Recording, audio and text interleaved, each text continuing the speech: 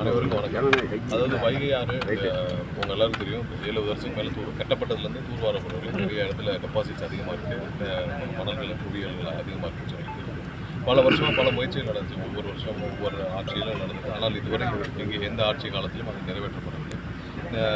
கடந்த ஒரு வாரமாக இது சம்மந்தமான ஆய்வுக் கூட்டங்கள் நடந்தது. அது வந்து 18% 20% வரைக்கும் வந்து இப்போ டெபாசிட்ஸ் இருக்கும். அதாவது நீர்பிடிப்பு பணிகள், நீர்பிடிப்பு பகுதிகளில் டெபாசிட்ஸ் இருக்குன்னு சொல்லி ஒரு ஒரு கேல்குலேஷன்ஸை சொல்லியிருக்கோம்.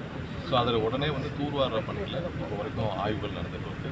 ஸோ ஆல்ரெடி வந்து இதற்கான மத்திய அரசுடைய ஒன்றிய அரசுடைய ஒப்புதலை கேட்டு 2 நாட்களுக்கு முன்னாடியே வந்து நம்ம தமிழக அரசு சார்பாக அதுக்கான அனைத்து கடிதமும் அனுப்பப்பட்டது. என்விரான்மெண்டல் கிளியரன்ஸுக்கும் 2 நாட்களுக்கு முன்னாடியே கடிதங்கள் கொடுக்கப்பட்டுருச்சு.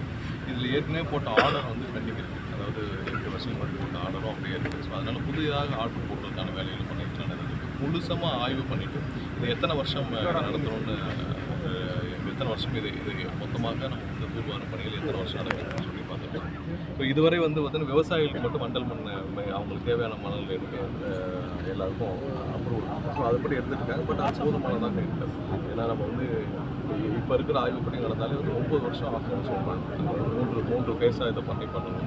பட் அதற்கு முன்னாடியே விரைவாக முடிக்கும் பணிகளில் திட்டமிட சொல்லியிருக்கோம். ஏன்னா எவ்வளோ தூரம் இதை விரைவாக முடித்து இது உடனே வந்து இங்கே இருக்கிற மணல் திட்டுகளை எல்லாம் அகற்றி தூர்வார பணிகளை உடனே முடிக்கிறதுக்கு எவ்வளவு துரிதமாக முடிக்க வேண்டும் சொல்லி திட்டமிட பணிகள் நடந்துருக்கு. அதனால் விரைவில் ஒன்றிய அரசுடைய அப்ரூவல் கிடச்சி முடித்த பிறகு நம்மளுடைய என்விரான்மெண்டல் கிளியரன்ஸ் வந்து 1 மாதத்தில் முடிக்கிறதுக்கான பணிகளை தீவிரமாக முதல்வர்கள் உத்தரவிட்டாங்க.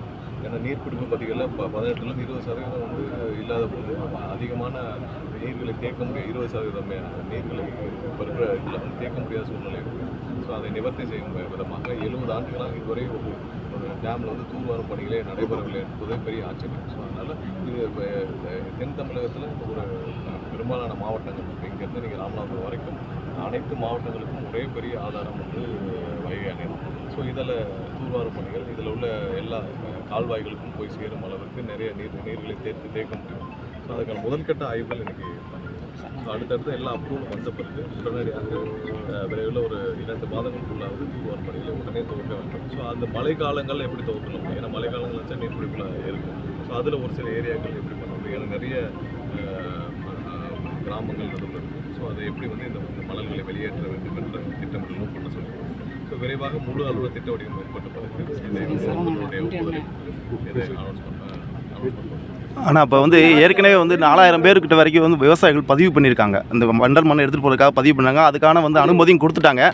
வண்டல் மண்ணை எடுக்கிறது என்னென்னா, போன வருஷம் வந்து எடுக்கிறப்ப வந்து பொதுமக்கள் வந்து விவசாயிகள் அல்லாமல் அதை வந்து தனியாருக்கு அல்றதாக வந்து ஒரு குற்றச்சாட்டு பொதுமக்கள் சொல்லியிருந்தாங்க.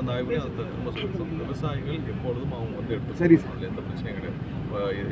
சரி சார் சரி விவசாயிகள் எல்லாரும் வந்து எப்போ வேணாலும் இலவசமாக எடுத்துக்கலாம். அவங்களுக்கு அந்த அனுமதி இருக்குது. வண்டல் மண் எடுத்துக்கொள்ள அனுமதிக்கு எப்போ வேணாலும் வந்து எடுத்துக்கலாம். அதுக்கான இது இருக்குது.